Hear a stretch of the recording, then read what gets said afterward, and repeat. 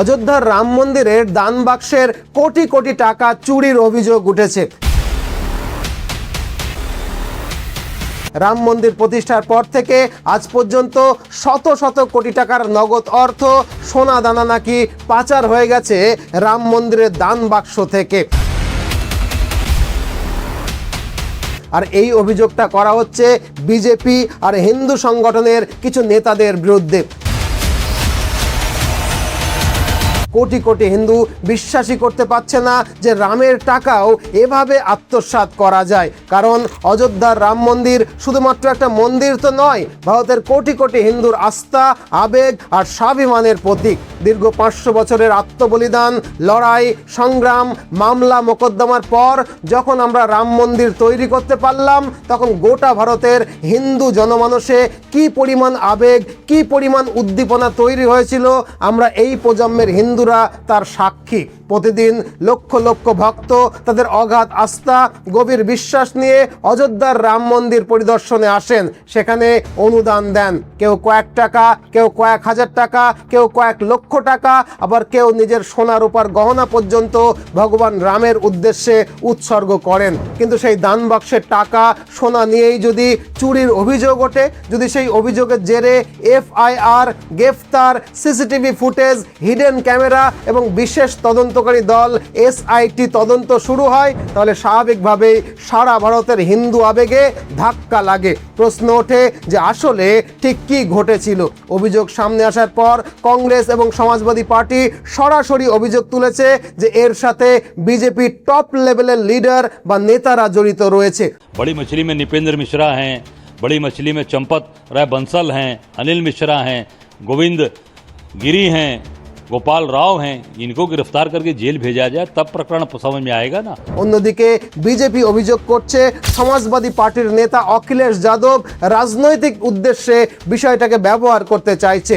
ভোটের আগে অখিলেশ যাদব উত্তরপ্রদেশে একটা ষড়যন্ত্রের পরিবেশ তৈরি করার চেষ্টা করছে। অর্থাৎ অভিযোগ এবং পাল্টা অভিযোগে গোটা বিষয়টা আরও বিতর্কিত হয়ে উঠেছে।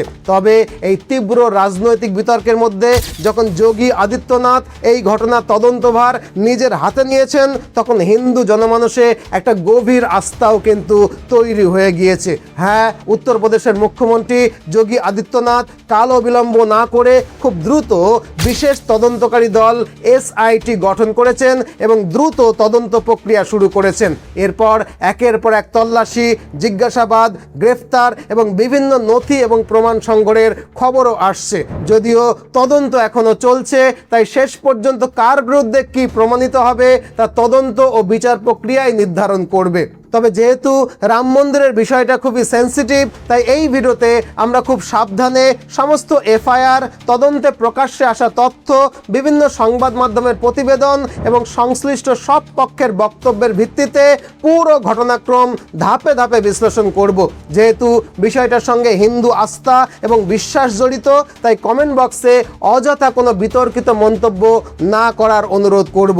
তাহলে চলুন বিশ্লেষণ করে দেখি অযোধ্যা রাম মন্দিরের চুরির অভিযোগের নেপথ্যে কে রয়েছে আর তদন্তে এখনো পর্যন্ত ঠিক কি কি জানা গেছে। তবে তার আগে একটা 1 মিনিটের বিরতি নেব। আশা করি সহানুভূতির সঙ্গে বিষয়টা বিবেচনা করবেন। দেখুন, আমাদের একটা প্রতিষ্ঠান রয়েছে, আপনারা জানেন, মিশন MBBS কলকাতা, যারা দীর্ঘ 10 বছর ধরে সাধ্যের মধ্যে খরচে জর্জিয়া, রাশিয়া, উজবেকিস্তানের মতো বিদেশের মেডিকেল কলেজ থেকে MBBS পাশ করিয়ে আনছে। বিদেশের মেডিকেল কলেজে অ্যাডমিশন, অ্যাকোমোডেশন, ভিসা প্রসেসিং, যদি দরকার হয় ব্যাংক লোন, কারেন্সি এক্সচেঞ্জ, এমনকি মেডিকেল কলেজ পর্যন্ত পৌঁছে দেওয়ার সব ব্যবস্থা আমরাই করি। এক কথায় বিদেশ থেকে MBBS করার ক্ষেত্রে যা যা সাপোর্ট লাগে তার সব কিছুই আমরা মিশন MBBS কলকাতা আপনাকে প্রোভাইড করব। তাই আপনি যদি আপনার ছেলে বা মেয়েকে বিদেশ থেকে MBBS পাশ করিয়ে আনতে চান, তাহলে আমাদেরকে এই ফোন নম্বরে ফোন করে বিস্তারিত জানতে পারেন, অথবা একটা অ্যাপয়েন্টমেন্ট ফিক্স করে আমাদের কলকাতার অফিসে এসেও কথা বলতে পারেন। কলকাতার অফিসে এলে আপনার সঙ্গে আমার দেখা হবে। তো চলুন এবার মূল আলোচনায় ফিরি। দেখুন, 9ই নভেম্বর 2019 সালে সুপ্রিম কোর্ট যখন রাম মন্দির নির্মাণের রায় দেয়, তখন একই সঙ্গে একটা ট্রাস্ট গঠনেরও নির্দেশ দেয়, যাতে মন্দিরের নির্মাণ, অর্থ ব্যবস্থাপনা এবং অন্যান্য প্রশাসনিক কাজ সুষ্ঠুভাবে পরিচালনা করা যায়। ভারতের অন্যান্য মন্দির যেমন মা বৈষ্ণোদেবী, শিরডি সাই বাবা ও তিরুপতি মন্দির, এসবও ট্রাস্টের মাধ্যমেই পরিচালিত হয়। আপনারা জানেন সেই ট্রাস্টগুলো কিভাবে অর্থ সংগ্রহ করছে, কিভাবে তা ব্যয় হচ্ছে এবং কিভাবে প্রশাসন চলছে, তার ওপরে কিন্তু রাজ্য সরকারের নজরদারি থাকে। তবে রাম মন্দিরের ক্ষেত্রে 5ই ফেব্রুয়ারি 2020 সালে বিজেপি সরকার শ্রী রাম জন্মভূমি তীর্থক্ষেত্র নামে যে ট্রাস্ট গঠন করে, সেটিকে একটা স্বশাসিত অটোনোমাস ট্রাস্ট হিসেবে গড়ে তোলা হয়। অর্থাৎ এখানে সরকারের কোনো সরাসরি নিয়ন্ত্রণ থাকে না। এই পয়েন্ট একটু মনে রাখুন, রাম মন্দিরের ট্রাস্ট কোনো রকমভাবেই সরকার দ্বারা নিয়ন্ত্রিত নয়, বরং একটা স্বশাসিত ট্রাস্ট। তবে অভিযোগ করা হয় যে ট্রাস্টে এমন সব ব্যক্তিদেরকে রাখা হয়েছিল যাদের বিজেপি সরকারের সঙ্গে ঘনিষ্ঠ সম্পর্ক ছিল। যেমন 15 জন ট্রাস্টি সদস্যের মধ্যে 12 জনকেই বিজেপি সরকার মনোনীত করেছিল। যেমন নৃপেন্দ্র মিশ্র, যিনি রাম মন্দিরের নির্মাণ কমিটির চেয়ারম্যান এবং রাম মন্দির নির্মাণ সংক্রান্ত কাজের তত্ত্বাবধানের দায়িত্বে ছিলেন, তিনি 2014 থেকে 2019 সাল পর্যন্ত প্রধানমন্ত্রী নরেন্দ্র মোদীর প্রধান সচিব ছিলেন। একইভাবে যে চম্পত রায়কে ট্রাস্টের সাধারণ সম্পাদক করা হয়, তিনি ভিএইচপির আন্তর্জাতিক সহ সভাপতি ছিলেন। এই চম্পত রায়, এই নামটা একটু মনে রাখুন। এনডিটিভির একটা প্রতিবেদনে বলা হয়েছে যে চম্পত রায়ের নির্দেশ ছাড়া অযোধ্যার রাম মন্দিরের একটা পাতাও নাকি নড়ে না। चंपत राय बंसल के बिना अयोध्या में एक पत्ता नहीं हिलता है। এছাড়া নির্মাণ কমিটির সদস্য হিসাবে কামেশ্বর চৌপলাকে রাখা হয়, যিনি আগে বিজেপির এমএলসি ছিলেন। ডক্টর অনিল মিশ্র, এই নামটাও একটু মনে রাখুন, ইনিও বিজেপি ঘনিষ্ঠ ছিলেন। তাকে ট্রাস্টের বিক্রয় এবং ক্রয় সংক্রান্ত দায়িত্ব দেওয়া হয়। অর্থাৎ কাগজে কলমে ট্রাস্টটি সরকারের নিয়ন্ত্রণের বাইরে একটা স্বশাসিত সংস্থা হলেও সমাজবাদী পার্টি এবং কংগ্রেসের অভিযোগ অনুযায়ী ট্রাস্টের ভেতরে প্রায় সকলেই বিজেপি সরকারের ঘনিষ্ঠ ছিলেন। শুরুতেই আমি এই বিষয়টা বলে রাখছি, কারণ এরপরে যে বিষয়গুলো বলবো তার মূল ভিত্তি কিন্তু এই তথ্যগুলোই। দেখুন, ট্রাস্ট গঠনের পর যখন রাম মন্দিরের নির্মাণ কার্য শুরু হলো, তখন Ayodhya state Bank of India ট্রাস্টের নামে একটা জিরো ব্যালেন্স কারেন্ট অ্যাকাউন্ট খুলে দেয়। সারা দেশ থেকে এই অ্যাকাউন্টেই অনুদান আসতে শুরু করে। সেই সময় এই অনুদান সংগ্রহের প্রক্রিয়া এবং মন্দির নির্মাণ দুটোই একসাথে চলছিল। ট্রাস্ট গঠনের প্রায় 7 মাস পরে, অর্থাৎ 2020 সালের নভেম্বর মাসে, ট্রাস্টের শীর্ষ কর্মকর্তারা একটা বেসরকারি অডিট সংস্থাকে পুরো ব্যবস্থার অডিট করার দায়িত্ব দেন। সেই সময় ইন্ডিয়ান এক্সপ্রেসের একটা প্রতিবেদনে বলা হয় যে অডিট সংস্থা রাম মন্দির ট্রাস্টকে স্পষ্টভাবে সতর্ক করে দিয়েছিল যে তাদের আর্থিক ব্যবস্থাপনায় বেশ কিছু গাফিলতি রয়েছে। নথিপত্র ঠিকঠাক মতো সংরক্ষণ করা হচ্ছে না, অনেক আর্থিক লেনদেন এমনভাবে করা হচ্ছে যেখানে দ্বিতীয় ও তৃতীয় স্তরে কোনো যাচাই বাছাই করার ব্যবস্থা নেই। অডিট সংস্থা খুব স্পষ্ট করে জানিয়ে দিয়েছিল যে দ্রুত এই সব সমস্যাকে সঠিকভাবে ব্যবস্থায়িত না করলে ভবিষ্যতে চুরি এবং বড় ধরনের আর্থিক অনিয়ম ঘটতে পারে। এই সতর্কবার্তার ভিত্তিতে ব্যবস্থা নেওয়ার কথা ছিল, কিন্তু অভিযোগ যে রাম মন্দির ট্রাস্টের জেনারেল সেক্রেটারি চম্পত রায় মন্দিরের অডিট প্রক্রিয়া ঠিক করার বদলে সেই সতর্কতামূলক অডিট রিপোর্টটাই চাপা দিয়ে দেয়। এমনকি ট্রাস্টের ওয়েবসাইটেও কোনো স্ট্যান্ডার্ড অপারেটিং প্রসিডিউর, আভ্যন্তরীণ অডিট রিপোর্ট বা সংশ্লিষ্ট নথি প্রকাশ করা হয়নি। এরপরেও নির্মাণ কার্য আগের মতোই চলতে থাকে। অর্থাৎ অভিযোগ অনুযায়ী মন্দিরের নির্মাণ কার্যের শুরু থেকেই অনিয়ম চলছিল। কি রকমের অনিয়ম? যেমন একটা অভিযোগ সামনে এসেছে 2021 সালের জানুয়ারিতে পুনের সিন্ধ্রি সম্প্রদায়ের কয়েকজন ভক্ত রাম মন্দিরে 210টি রূপোর ইট দান করেন। প্রতিটা ইটের ওজন ছিল 1 কেজি, মানে 210 কেজি রূপো দান করা হয়েছিল মন্দিরে। ইটগুলো ট্রাস্টের সাধারণ সম্পাদক চম্পত রায়ের হাতে তুলে দেওয়া হয়, তবে সেই সময় তাদের কোনো রসিদ দেওয়া হয়নি। বলা হয় আগে ইটগুলোর বিশুদ্ধতা পরীক্ষা করা হবে, তারপরে আপনাদেরকে রসিদ দেওয়া হবে। দানকারীরা বিষয়টা মেনে নিয়ে অপেক্ষা করেন। 6 মাস কেটে যায়, তারপর 1 বছর, 2 বছর, এমনকি 5 বছর পার হয়ে যায়, কিন্তু তাদের অভিযোগ অনুযায়ী এখনও তারা সেই রূপোর ইটগুলোর কোনো রসিদ পাননি। শুধু তাই নয়, সেই রূপোর ইটগুলো এখন কোথায় তারও কিন্তু কোনো খোঁজ খবর পাওয়া যাচ্ছে না। শুধু তাই নয়, রাম মন্দির নির্মাণের সময় যে জমি কেনা হয়েছিল সেখানেও বড় ধরনের আর্থিক অনিয়মের অভিযোগ প্রকাশ্যে আসছে। বিভিন্ন প্রতিবেদনে দাবি করা হচ্ছে কিছু ব্যক্তি কম দামে জমি কিনে অল্প সময়ের মধ্যেই সেই জমি ট্রাস্টের কাছে বহুগুণ দামে বিক্রি করে দেয়। একটা প্রতিবেদনে অভিযোগ করা হচ্ছে যে রাম মন্দির ট্রাস্ট কোনো ক্ষেত্রে বাজার দরের তুলনায় প্রায় 17 গুণ বেশি দামে জমি কিনেছিল। আর একটা বহুল আলোচিত ঘটনা সামনে এসেছে, যেখানে 2 ব্যক্তি মাত্র 2 কোটি টাকায় একটা জমি কেনার মাত্র 1 দিন পরে সেটাকেই ট্রাস্টের কাছে 18.5 কোটি টাকায় বিক্রি করে দেয়। শুধু তাই নয়, রাম মন্দিরের কনস্ট্রাকশনের সময়ও নাকি বিস্তর অনিয়ম হয়েছে।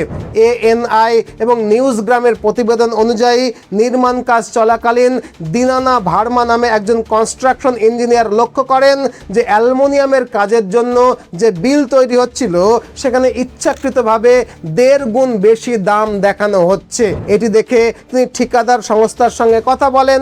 অভিযোগ অনুযায়ী ঠিকাদার তাকে বলেন যে ট্রাস্টের ডক্টর অনিল মিশ্রকে 40% কমিশন দিতে হয়, তাই তাকে এমন বিল তৈরি করতে হচ্ছে। দিনানা ভার্মা এই বিষয়ে আপত্তি জানালে প্রথমে তার পারিশ্রমিক আটকে দেওয়া হয় এবং পরে তাকে কনস্ট্রাকশন ইঞ্জিনিয়ারের দায়িত্ব থেকেও সরিয়ে দেওয়া হয়। তবে ঘটনাটি ঘটার সময় বিষয়টি খুব বেশি প্রচার পায়নি, পরে তা একেবারেই চাপা পড়ে যায়। এরপরে বেশ কিছুদিন কেটে যায়, কয়েক বছরের মধ্যেই রাম মন্দিরের নির্মাণ কার্য সম্পন্ন হয় এবং 23শে জানুয়ারি 2024 সালে মন্দিরটি সাধারণ মানুষের জন্য খুলেও দেওয়া হয়। মন্দির খোলার পরদিন থেকেই প্রতিদিন গড়ে 8 থেকে 13 লক্ষ টাকার অনুদান আসতে শুরু করে। উৎসবের সময় সেই পরিমাণ বেড়ে প্রতিদিন প্রায় 50 থেকে 60 লক্ষ টাকা পর্যন্ত অনুদান আসছিল। এই বিপুল পরিমাণ অনুদানের টাকা গোনার জন্য ট্রাস্ট 2টি বড় পদক্ষেপ গ্রহণ করে। প্রথমত, রাম মন্দিরের মোটামুটি 200 মিটারের মধ্যে একটা ফ্যাসিলিটি সেন্টারের বড় বেসমেন্টে একটা হাই সিকিউরিটি কাউন্টিং সেন্টার তৈরি করা হয়। সেখানে 24x7 সিসিটিভি সহ সব ধরনের আধুনিক নিরাপত্তা ব্যবস্থাও তৈরি করা হয়, যাতে অনুদানের অর্থ সঠিকভাবে গণনা করা যায়।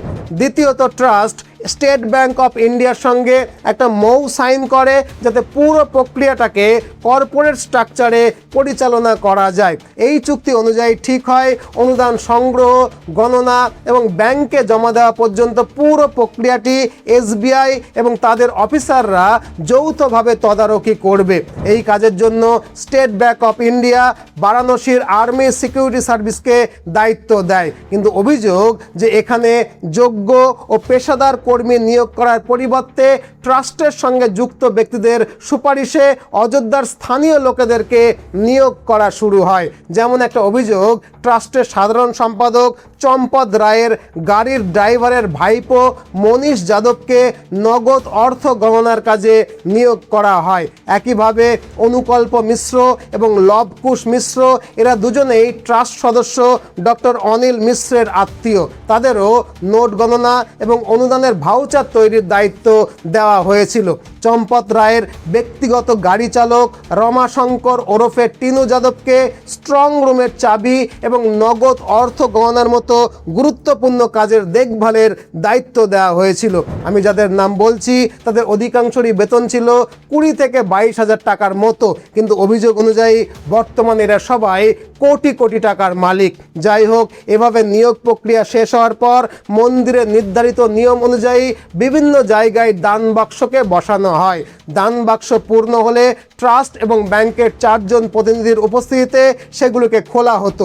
এর এরপরে টাকাগুলো লোহার বাক্সে ভরে তালা লাগিয়ে মন্দিরের পাশের সেই ফ্যাসিলিটি সেন্টারের বেসমেন্টে নিয়ে যাওয়া হতো। সেখানে সিসিটিভির নজরদারিতে বাক্সগুলোকে রাখা হতো।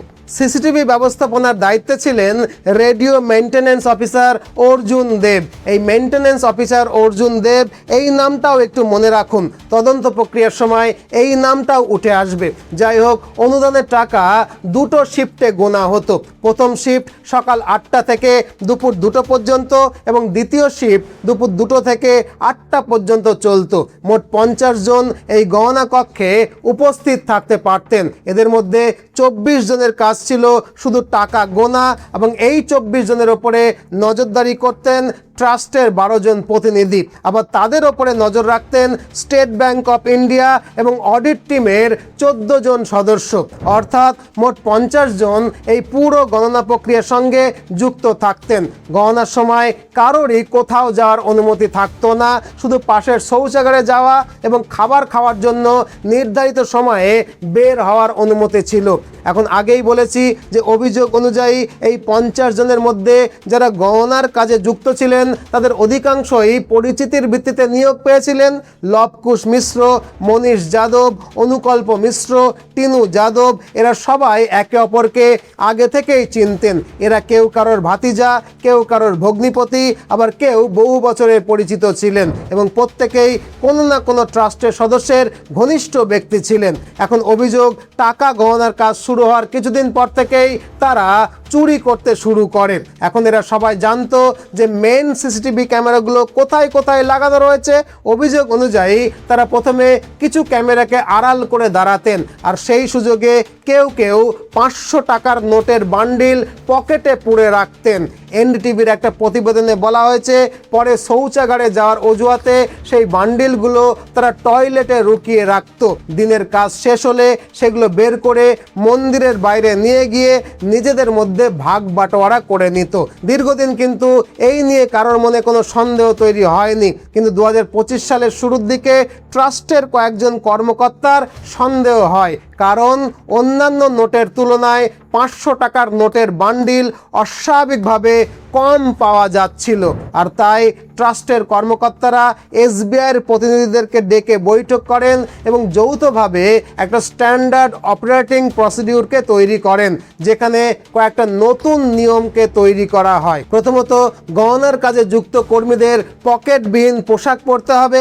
দ্বিতীয়ত, সৈনিক সিকিউরিটি সার্ভিসের অতিরিক্ত নিরাপত্তারক্ষী গণনা কক্ষে মোতায়েন করা হবে। তৃতীয়ত, যখন তখন হঠাৎ করে তল্লাশির ব্যবস্থা করা হবে। চতুর্থত, 180 দিনের সিসিটিভি ফুটেজ সংরক্ষণ করা বাধ্যতামূলক করা হবে। এখন এই নিয়ম কার্যকর হওয়ার পর আগের মতো একের পর এক নোটের বান্ডিল সরানো কঠিন হয়ে পড়ছিল। তাই সবাই মিলে চুরি করার একটা নতুন পদ্ধতি বের করে। কীরকম সেই পদ্ধতি? দেখুন, রাম মন্দিরে যখন দান বাক্স খোলা হয় তখন সেখানে বিভিন্ন মূল্যের নোট একসঙ্গে মিশে থাকে। 10 টাকা, 50 টাকা, 100 টাকা, 500 টাকা, সব নোট একসঙ্গে মিশে থাকে। প্রথমে সেগুলোকে আলাদা করে সাজানো হয় এবং তারপরে প্রতিটি বান্ডিলে ঠিক 100টা করে নোট রাখা হয়। এরপর সেই বান্ডিলগুলোকে গোনা হয় যাতে কাউন্টিং সহজ হয়ে যায়। ধরুন 500 টাকার নোটের একটা বান্ডিল, সেখানে 500 টাকার 100টা নোট থাকলে মোট টাকা হবে 50,000 টাকা। এখন অভিযোগ হচ্ছে এখানেই একটা কৌশলকে ব্যবহার করা হতো। 100টি নোট রাখার বদলে প্রতিটা বান্ডিলে 120টা করে নোট রাখা হতো। ফলে 500 টাকার বান্ডিলে 50,000 টাকার পরিবর্তে 60,000 টাকা থাকতো, কিন্তু ওপরে যে ভাউচার তৈরি করা হতো সেখানে লেখা থাকতো 50,000 টাকা। অর্থাৎ বাস্তবে বান্ডিলে 120টি নোট থাকলেও হিসেবের খাতায় সেটিকে 100টি নোটের বান্ডিল হিসেবেই লেখা হতো। কেউই বুঝতে পারতো না যে ভেতরে অতিরিক্ত 20টি 500 টাকার নোট রাখা হয়েছে। অভিযোগ অনুযায়ী এই ভাউচার তৈরির দায়িত্ব ছিল অনুকল্প মিশ্রের কাছে। সব বান্ডিল তৈরি হয়ে যাওয়ার পর এবং ভাউচার প্রস্তুত হলে সেই টাকা মন্দির থেকে ব্যাংকে নিয়ে যাওয়ার দায়িত্বে ছিলেন রিতেশ, গগনদীপ এবং টিনু যাদবের ওপরে। অভিযোগ করা হচ্ছে তারা ব্যাংকে জমা দেওয়ার আগেই রাস্তাতেই প্রতিটা বান্ডিল থেকে অতিরিক্ত 120টা করে নোট বের করে নিতেন। এর ফলে কারো সন্দেহই হতো না, কারণ মন্দিরে 120টি নোটের বান্ডিলকে 100টি নোটের ভাউচার দেওয়া হতো আর ব্যাংকে গিয়ে 100টি নোটই জমা পড়তো। মাঝে অতিরিক্ত 20টা নোট তারা নিজেদের কাছে রেখে দিত, পরে তারা সেই টাকা নিজেদের মধ্যে ভাগাভাগি করে নিত। অভিযোগ অনুযায়ী টানা কয়েক বছর ধরে প্রতিদিন এইভাবে চুরি চলতে থাকে। কিন্তু 2026 সালের মার্চ মাস নাগাদ স্টেট ব্যাংক অফ ইন্ডিয়ার নজরে আসে যে অনুদান গণনার পুরো প্রক্রিয়াটাতে কোথাও কোথাও সন্দেহজনক কিছু কার্যকলাপ ঘটছে। সেদিনই এসবিআই লিখিতভাবে ট্রাস্টকে পরামর্শ দেয় যে বর্তমানে যারা টাকা গণনার কাজ করছে তাদের বদলে নতুন কর্মীকে নিয়োগ করুক ট্রাস্ট। কিন্তু অভিযোগ অনুযায়ী অনিল মিশ্র এবং চম্পত রায় এই প্রস্তাবকে সরাসরি প্রত্যাখ্যান করেন। আই রিপিট, অনিল মিশ্র এবং চম্পত রায় এই প্রস্তাবকে সরাসরি প্রত্যাখ্যান করে বলে অভিযোগ। ফলে আগের কর্মীরাই আগের মতোই টাকা গণনার কাজ চালিয়ে যাচ্ছিল। এখন কর্মী বদলানো সম্ভব হলো না দেখে 2026 সালের মে মাসের শেষের দিকে এসবিআইয়ের কয়েকজন অফিসার একটা নতুন বাট অভিনব পদক্ষেপ নিলেন। গণনা কক্ষের মেন সিসিটিভি ক্যামেরার পাশাপাশি গোপনে আরও কিছু হাই রেজুলেশন গোপন ক্যামেরা বসানো হলো, যাতে কক্ষে আসলে কি হচ্ছে তা তারা জানতে পারে। এরপরে 4 জুন 2026 তারিখে ওই গোপন ক্যামেরার 1 সপ্তাহের ফুটেজ দেখা শুরু হয়। আর ফুটেজ দেখে কর্মকর্তারা বিস্মিত হয়ে পড়েন। তারা দেখতে পান কয়েকজন কর্মী ইচ্ছাকৃতভাবে সিসিটিভি ক্যামেরার সামনে দাঁড়িয়ে ক্যামেরাকে আড়াল করছে, আর সেই সুযোগে অন্যেরা নোটের বান্ডিল নিজেদের পোশাকের মধ্যে তৈরি করা বিশেষ ফাঁসে লুকিয়ে রাখছে। আবার প্রতিটা বান্ডিলে 100টা করে নোটের বদলে 120টা করে 500 টাকার নোট রাখছে। এবং এরা যখন গণনা কক্ষ থেকে বের হচ্ছে তখন নিরাপত্তা রক্ষীরাও এদেরকে ভালোভাবে চেকও করছে না, মানে এই প্রক্রিয়ার সঙ্গে নিরাপত্তা রক্ষীরাও যুক্ত রয়েছে। এরপরে পুরো ঘটনার ভিডিও প্রমাণ সহ সামনে চলে আসে, আর পরদিন অর্থাৎ 5 জুন 2026-এ ট্রাস্ট কর্তৃপক্ষ বিষয়টা জানতে পারে। এরপরে পুলিশ ট্রাস্টের প্রতিনিধি গণনা কর্মী অবিনাশের বাড়ি সার্চ করলে অবিনাশের বাড়ি থেকে $1 থেকে $100 পর্যন্ত বিভিন্ন মূল্যমানের মার্কিন ডলারের গাদা গাদা নোট উদ্ধার হয়। ডলার কেন বলছি, কারণ বিদেশ থেকেও রাম মন্দিরে অনুদান আসতো। তার বাড়ি থেকে মোট 20,39,220 মার্কিন ডলার নগদ পাওয়া যায়। রুপিতে কত হবে একটু হিসেব করলে আপনার মাথা ঘুরে যাবে। এবং প্রায় 58 লক্ষ টাকার সমমূল্যের অন্যান্য সম্পদ উদ্ধার করা হয়। ফলে পুলিশ তাকে গ্রেফতার করে। এই ঘটনা জানাজানি হতেই সাংবাদিকরা প্রত্যেক গণনা কর্মীর বাড়িতে গিয়ে ছবি তুলতে শুরু করে এবং নিজেরাই তদন্ত শুরু করে। দেখা যায় লবকুশ নামের এক কর্মীর মাসিক বেতন ছিল মাত্র 12,000 টাকা, অথচ তিনি প্রায় 25 লক্ষ টাকা ব্যয়ে একটি দোতলা বাড়ি নির্মাণ করছিলেন।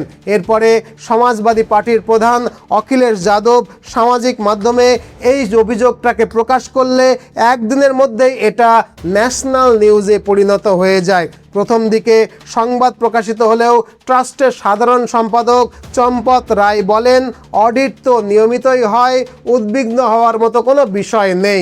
মানে চম্পত রায় এই পুরো অভিযোগটাকে একেবারে উড়িয়ে দেন। কিন্তু একই সপ্তাহে ট্রাস্টের প্রাক্তন অ্যাকাউন্ট্যান্টস ইনচার্জ মহিপাল সিং দাবি করেন যে তিনি 2020-21 সালে যখন ট্রাস্টে কাজ করতেন তখন থেকে এখানে নিয়মিত চুরি চলছিল। তিনি আরও অভিযোগ করেন, মন্দিরে ভিড় বেশি থাকার কারণে অনেক ভক্ত তাদের সোনার উপর গহনা ট্রাস্টের অফিসে জমা না দিয়ে সরাসরি দান বাক্সে ফেলে দিতেন। মহিপাল সিংয়ের দাবি অনুযায়ী টিনু যাদব সেই দান করা গহনা চম্পত রায়ের কাছে পাঠাতেন। তিনি আরও বলেন, তিনি নিজে এমন 10টি আলাদা বাক্স দেখেছেন যেগুলো রূপোর গহনায় ভর্তি ছিল এবং কোনো হিসেব বা রসিদ ছাড়াই সেগুলোকে নিয়ে যাওয়া হচ্ছিল। এই বিষয়টা নিয়ে অভিযোগ করার পর তাকে চাকরি থেকে বরখাস্ত করা হয় বলেও তিনি দাবি দাবি করেন। শুধু তাই নয়, মহিপাল সিং এরপর বিজেপির প্রাক্তন সাংসদ ব্রজভূষণ শরণ সিং বলেন, অনুদানের অর্থ চুরি এবং অপব্যবহার সংক্রান্ত সমস্ত নথি তার কাছেও রয়েছে। তিনি সেগুলোকে প্রকাশ করবেন না, কারণ এতে সরকারি আমলা থেকে শুরু করে বড় মাপের নেতা, অত্যন্ত প্রভাবশালী সব ব্যক্তিরা জড়িত রয়েছেন। এরপরে বিষয়টা সারা দেশে দ্রুত ছড়িয়ে পড়ে এবং চারদিক থেকে চাপ বাড়তে থাকে।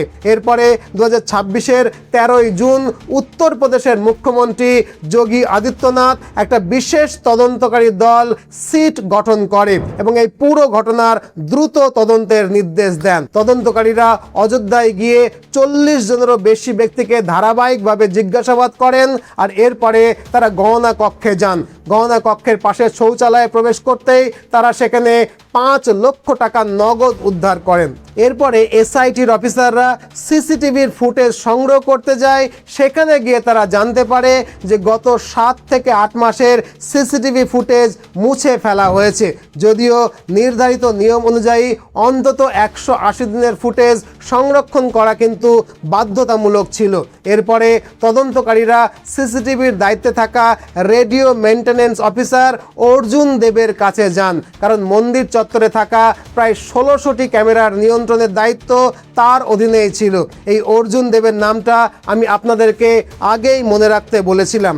এবিপি নিউজের একটা প্রতিবেদনে বলা হয়েছে যে অর্জুন দেব তার সরকারি দায়িত্বের বাইরে মন্দিরের আরও অনেক কাজে জড়িত ছিলেন এবং মন্দিরের ট্রাস্টিদের অত্যন্ত বিশ্বস্ত ব্যক্তি হিসাবে পরিচিত ছিলেন। 2009 সাল থেকে অর্থাৎ প্রায় 17 বছর ধরে তাকে একাধিকবার বদলির নির্দেশ দেওয়া হলেও প্রতিবারই কোনো এক অজানা কারণে তার বদলি স্থগিত হয়ে যেত। 17 বছর একবারও বদলি না হওয়াটা যেমন অস্বাভাবিক একটা ব্যাপার, তার থেকেও বেশি আশ্চর্যের বিষয় হলো তদন্ত শুরু করার পরই তাকে গোরক্ষপুরে বদলি করে দেওয়া হয়। অভিযোগ অনুযায়ী তার হোয়াটসঅ্যাপ চ্যাট মুছে ফেলা হয়েছিল, মোবাইল ফোন ফরম্যাট করা হয়েছিল এবং যত ডিজিটাল প্রমাণ ছিল সব নষ্ট করে দেওয়া হয়েছিল। এরপরে 13ই জুন এসআইটি এর টিমের লোকেরা টিনু যাদবের বাড়িকে তল্লাশি চালায়। টিনু যাদবের বাড়িতেও বিপুল পরিমাণে গহনা, নগদ অর্থ, 50 কোটি টাকার সম্পত্তির নথি, বিমানবন্দরের কাছে 70 কক্ষের একটা হোটেল, একাধিক রেস্তোরাঁর অংশীদারত্বের নথি এবং একটা ফরচুনার গাড়ি উদ্ধার করা হয়। জানা গেছে যে মন্দিরে কাজ শুরু করার আগে টিনু যাদব অটো রিক্সা চালাতেন এবং তার বাবা চা বিক্রি করতেন। একই দিনে তার ভাতিজা মনীষ যাদবের বাড়িতেও এসআইটির অফিসাররা তল্লাশি চালিয়ে 36 লক্ষ টাকা নগদ উদ্ধার করে বলে সংবাদপত্রে দাবি করা হচ্ছে। পরদিন অর্থাৎ 14ই জুন লবকুশ মিশ্রের বাড়িতে অভিযান চালিয়ে গোবরের স্তূপের মধ্যে লুকিয়ে রাখা 10 লক্ষ টাকা নগদ উদ্ধার করা হয় বলে অভিযোগ। জানা যাচ্ছে লবকুশ আগে একজন সাধারণ গাড়ির মেকানিক ছিলেন। আবার অনুকল্প মিশ্র ইতিমধ্যেই একটা ফার্ম হাউস কিনে রেখেছিলেন। এছাড়াও যে কেডি তিওয়ারির ওপরে মন্দিরের দান করা সোনার উপর সংরক্ষণের দায়িত্ব ছিল, তিনি 1.5 কোটি টাকার জমি কিনেছিলেন বলেও অভিযোগ উঠছে। 23শে জুন 2026 পর্যন্ত এসআইটির অফিসাররা তদন্ত করে একটা প্রাথমিক বা প্রিলিমিনারি রিপোর্ট জমা দিয়েছে, যদিও এখনও তদন্ত চলছে। এখনও পর্যন্ত মোট 8 জনের বিরুদ্ধে মামলা হয়েছে। এদের মধ্যে রয়েছেন অবিনাশ শুক্লা, অনুকল্প মিশ্র, লবকুশ মিশ্র, মনীষ যাদব সহ আরও কয়েকজন, যাদের গ্রেফতার করে অলরেডি জেলে পাঠানো হয়েছে। যদিও বিরোধী দলগুলো দাবি করছে এখানে হাজার হাজার কোটি টাকার দুর্নীতি হয়েছে, অথচ এখনো শুধু ছোটখাটো কর্মীদেরকে গ্রেপ্তার করে তাদের ওপরে এই সমস্ত দোষকে চাপিয়ে দেওয়া হচ্ছে, প্রকৃত প্রভাবশালী ব্যক্তিদেরকে বাঁচিয়ে রাখা হচ্ছে। সমাজবাদী পার্টির নেতা অখিলেশ যাদব অভিযোগ করছেন তার কাছে অগণিত মানুষের ফোন এসেছে, যাদের অভিযোগ তারা সোনা, রূপো বা অন্যান্য গহনা, অন্যান্য মূল্যবান সামগ্রী দান করলেও আজ পর্যন্ত তার কোনো রসিদ পাননি। শিবসেনা নেতা সঞ্জয় রাউত অভিযোগ করেন তাদের দল প্রায় 1 কোটি টাকা এবং 25 কেজি রূপো দান করেছিল, কিন্তু তারও যথাযথ রসিদ বা নথি তারা আজ পর্যন্ত পাননি। একইভাবে মুম্বাইয়ের ব্যবসায়ী অনিল বিশ্বকর্মাও দাবি করেন তিনি 3 কেজি রূপোর হার এবং 1 কেজি রূপার চরণ পাদুকা দান করেছিলেন। তার অভিযোগ এগুলো টিনু যাদবের কাছে তিনি রেখে দেন, কিন্তু আজ পর্যন্ত কোনো রসিদ তিনি পাননি। অভিযোগ শুধু দানের অর্থ নিয়েই কিন্তু নয়, আরও অভিযোগ রয়েছে যে বছরের পর বছর মন্দিরের মূল্যবান সামগ্রীও রীতিমতো নিখোঁজ হয়ে গেছে। 2 বছর আগের একটা সংবাদে দাবি করা হয় ভগবান রাম এবং তার 3 ভাইয়ের জন্য দান করা সোনার মুদ্রা হারিয়ে গিয়েছিল। পরে তদন্তের সময় সেগুলো এক ট্রাস্টির লকার থেকে উদ্ধার করা হয়েছে বলে অভিযোগ ওঠে। এছাড়া বহু ভক্ত দান বাক্সে সোনার উপর গহনাও দান করতেন। অভিযোগ অনুযায়ী নগদ অর্থের হিসাব রাখা হলেও গহনার যথাযথ নথিভুক্ত কিন্তু সবসময় করা হতো না। মহিপাল সিংয়ের দাবি টিন্নু যাদব এই গহনাগুলো সরাসরি চম্পত রায়ের কাছে নিয়ে যেতেন, যদিও চম্পত রায় বলছেন এগুলো সবই অভিযোগ, কোনো কিছু এখনো প্রমাণিত নয়। এখন এত বড় একটা আর্থিক অনিয়ম যেটা বছরের পর বছর ধরে চলছিল, সেটা এই ছোটোখাটো ব্যক্তিরা একা একা করতে পারে বলে আমাদের অন্তত মনে হয় না। এর পেছনে নিশ্চয়ই কোনো বড় চক্র রয়েছে এবং অবশ্যই কোনো হাই প্রোফাইল নেতাও এর সঙ্গে জড়িয়ে থাকতে পারেন। যদি আরও কেউ থেকে থাকে অবিলম্বে তাদেরকে চিহ্নিত করা প্রয়োজন। তবে এত কিছুর পরেও সবচেয়ে বড় আশার কথা হলো যোগী আদিত্যনাথ স্বয়ং এর তদন্তভার নিজের হাতে নিয়েছেন এবং এই প্রসঙ্গে তিনি প্রকাশ্যে বলেছেন যে রাম ভক্তদের বিশ্বাস নিয়ে যারা খেলা করেছে তাদের কাউকে ক্ষমা করা হবে না। এখনও আমরা যারা রামকে হৃদয়ে ধারণ করি তারা আশা করব যোগী আদিত্যনাথ আসল কালপ্রিটদের নিশ্চয়ই খুঁজে বের করবেন এবং তাদের যথাযোগ্য দৃষ্টান্তমূলক শাস্তির ব্যবস্থা করবেন এবং বর্তমান কেন্দ্রীয় সরকার নিশ্চয়ই এমন ব্যবস্থা তৈরি করবেন যাতে মন্দিরের টাকা আর কখনো এভাবে চুরি না হয়। ভারতবর্ষের অগণিত রাম ভক্তের ভক্তি নিয়ে যেন আর ছেলে খেলা করা না হয়। এখন যেহেতু বিষয়টা এখনো পর্যন্ত তদন্তাধীন, তাই এর থেকে বেশি কিছু বলা আমাদের পক্ষে সম্ভব নয়। তবে একজন হিন্দু শিক্ষক হিসাবে আমি মনে করি দোষীদের কঠোর থেকে কঠোরতম এবং দৃষ্টান্তমূলক সাজা হওয়া উচিত। আপনারা কি মনে করেন যোগী আদিত্যনাথ যে দায়িত্ব নিয়েছেন তিনি সেই দায়িত্ব কি পালন করতে পারবেন? তিনি কি দোষীদের খুঁজে বের করে উপযুক্ত শাস্তি দিতে পারবেন? কমেন্ট বক্সে আপনার মূল্যবান মতামত জানাতে ভুলবেন না কিন্তু। আর হ্যাঁ, ভিডিওর শুরুতে যেটা বলছিলাম, আমাদের একটা প্রতিষ্ঠান রয়েছে মিশন MBBS কলকাতা, যারা বিদেশ থেকে ডাক্তারি পড়িয়ে আনতে সব রকমের সাহায্য করে।